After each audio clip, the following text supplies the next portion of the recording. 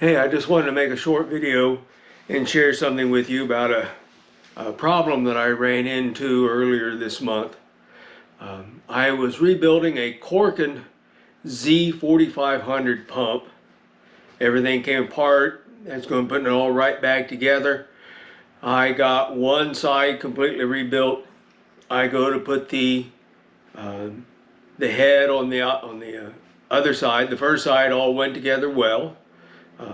Put in the second head, got everything roughly started, could spin it by hand, everything seemed fine. I tightened, I had my bolts in at 2 o'clock, 4 o'clock, 7 o'clock, or no, 8 o'clock and 10 o'clock is where I had those four on there. And so I got everything lined up, got everything square. I tighten, get one bolt snugged. I snug the other one, just get them to where they touch. I could spin it by hand. I snug up bolt number 3. I'm spinning it, and then it just binds up. I can back it off, and then I can spin it backwards, and it gets in the same area. There was an area between 1 o'clock and 6 o'clock, you know, as you're looking at the bolt pattern, 1 o'clock and 6 o'clock, could not get through. So I backed everything loose again, could spin it just fine. Tried that multiple times, and I just could not get that rotor to spin all the way like it was supposed to. Well, I was getting quite frustrated with this because I just could not figure out what the problem was. Took it apart twice, put it all back together, found no issues. So I called my friend Don Crowder at Corken, and we were talking through, and we went over everything that I did. I took all of his suggestions, and as I just kept trying it, we came to the conclusion that my problem was a tolerance issue in the side to side, not the up and down part of the pump. So I got some dimensions from Don, and then I went ahead and took the pump apart, and then I took the rotor, set it out separately, and then I took each vane, because there's six vanes and 5 push pins.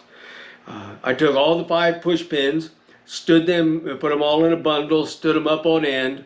All of them were the exact same length. Then I took each individual vane, put them in the rotor, put a straight edge on one side, slid the vanes to the side where they touched the straight edge, and then looked. Each vane should be set back. They should not be even with both sides of the rotor. When one side is completely flush against the end of the rotor, the other side needs to be set back about 0.8 of an inch. So I dropped, and out of my 6 vanes, 2 of my vanes were too long. They extended out past the side of the rotor. One was extended past about 0.3 of an inch, and the other one extended past about 0.2 of an inch. I've got some pictures here I'm going to upload and show you, and just give you an idea of what it looked like. So what I did is I sanded each one of those vanes that was too long. I use what we've always called as emery cloth, but other people call it abrasive cloth, and later just stretched it out on a flat surface, stood the vane up on end, and then just sanded it down. I started off at 120 grit, and then once I got it to where it was slightly shorter than the length of the rotor, I went to 240 grit, and then I finished everything off with 400 grit. And then went all the way around, just lightly sanded all the way around that vane with 400 grit.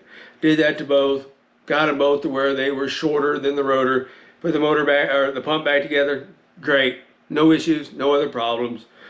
Quite happy with that. I have never run into this issue with Corken before. Never had an issue with the vane too long, never had an issue with a push pin too long. So that's why it didn't dawn on me to check that right away. Well, now every time I do another Corken pump, I just check the length of every vane. I just drop it in the rotor, slide it over using a straight edge, and if it's shorter than the rotor, I'm good. Or the exact same length of the rotor, I'm good. Also, if it, as you drop each vane in, if they feel a little tight, I just use some 400 grit sandpaper and sand it down just to clean up the burrs. I just wanted to share that with you in case you run into any issues. Hopefully, if you'll just check whether it's a Corken or a Blackmer or any other size we got a vane, just check. It's a simple, easy way. I don't have a micrometer that would go big enough to measure every vane lengthwise, but it's super simple. Use a straight edge, drop each vane in the rotor. Check it out that way. So I hope this would be informative, hope it'd be helpful to you, might save you a little bit of grief and trouble. So thank you.